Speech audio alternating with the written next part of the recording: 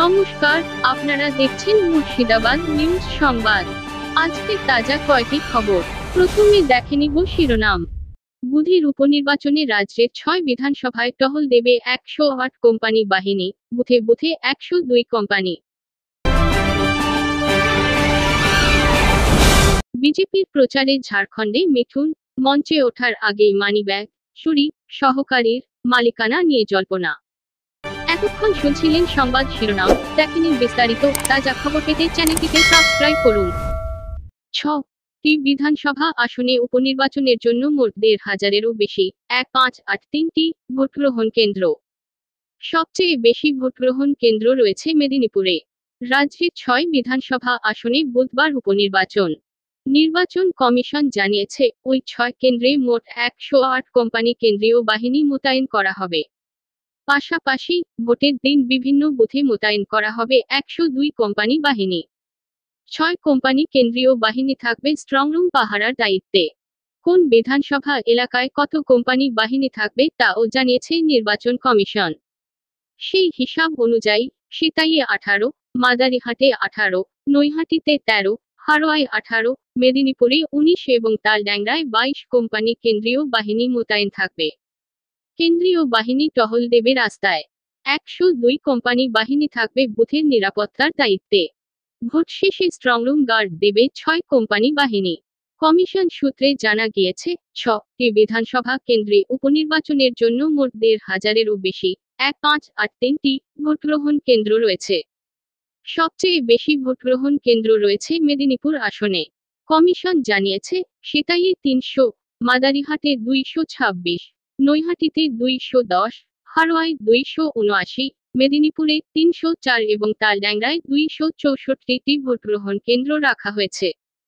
সিতাইয়ে ভোটারের সংখ্যা 3,05,565, মাদারিহাটে 2,20,342, নৈহাটিতে 1,93,835, হারোয়ায় 2,91,714, তালড্যাংরায় 2,41,497।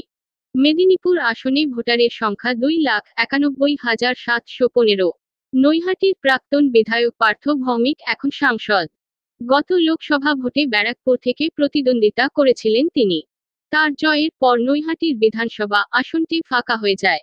হারোয়ার প্রাক্তন বিধায়ক হাজী নুরুল সদ্য প্রয়াত হয়েছেন। তিনি এবার লোকসভা ভোটে বসিরহাট থেকে জিতেছিলেন। জয়ের কয়েক মাস পরেই প্রয়াত হন নুরুল।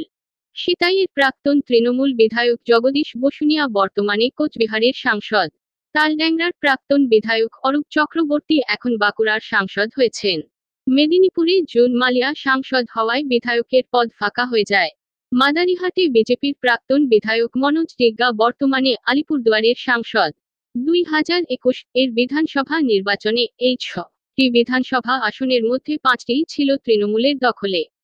একমাত্র মাদারিহাট ছিল বিজেপির। এবারের ভোটে কোন শিবির কটি আসন পায়, সেদিকেই নজর বঙ্গবাসীর। 23শে নভেম্বর উপনির্বাচনের ফল ঘোষণা হবে। মিঠুন চক্রবর্তী আসছেন বলে পুলিশ নিরাপত্তা পর্যাপ্তই ছিল। মঞ্চে উপস্থিত ছিলেন স্থানীয় নেতারা। এর মধ্যে তার সহকারীর মানিব্যাগ খোয়া গিয়েছে খবরে অস্বস্তি তৈরি হয় বিজেপি শিবিরে। ঝাড়খণ্ডে প্রথম দফার ভোটগ্রহণ বুধবার। দ্বিতীয় দফায় ভোট 20শে নভেম্বর। সেই দফায় ভোট রয়েছে নিশায়। ওই আসনে বিজেপির হয়ে প্রচারে গিয়েছিলেন অভিনেতা মিঠুন চক্রবর্তী। তবে সভামঞ্চে ওঠার আগে মিঠুনের সহকারী সঞ্জয় বর্মার মানিব্যাগ খোয়া যায়। তবে সেটি চুরি হয়েছে নাকি ঠেলাঠেলির মধ্যে পড়ে গিয়েছে তা নিয়ে নিশ্চিত নন সঞ্জয়। অন্যদিকে মানিব্যাগের মালিকানা সঞ্জয়ের নাকি স্বয়ং মিঠুনের তা নিয়ে তৈরি হয় জল্পনা। এই জল্পনার পিছনে কারণও রয়েছে। সভামঞ্চ থেকেই প্রচার হয় যে মিঠুনের মানিব্যাগ খোয়া গিয়েছে। জানা গিয়েছে, মিঠুন আসবেন শুনে ধানবাদের কাছে নিশায় জনসমাগম ভালোই হয়েছিল। গাড়ি থেকে নামার পরেই ঠেলাঠেলি শুরু হয়ে যায়। তখনই সঞ্জয় খেয়াল করেন তার পকেটে মানিব্যাগ নেই। এরপরে স্থানীয় পুলিশ এবং বিজেপি কর্মীদের বিষয়টা জানান তিনি। তখনই এক স্থানীয় বিজেপি নেতা মঞ্চ থেকেই ঘোষণা করেন, जो भी मिठुन दा का मनी बैग लिया है वह आके लौटा दीजिए। उसमें मिठुन दा का জরুরি কাগজ है। জরুরি কাগজপত্র থাকা মিঠুনের মানিব্যাগ খোয়া গিয়েছে ঘোষণার পরেও অবশ্য তা পাওয়া যায়নি। এই নিয়ে সঞ্জয় বলেন, আমার ব্যাগে খুব বেশি টাকা পয়সা যে ছিল তা নয়, তবে আধার কার্ড এবং ব্যাংকের ডেবিট কার্ড ছিল। নিয়ম মেনেই পুলিশে জানাতে হয়েছে।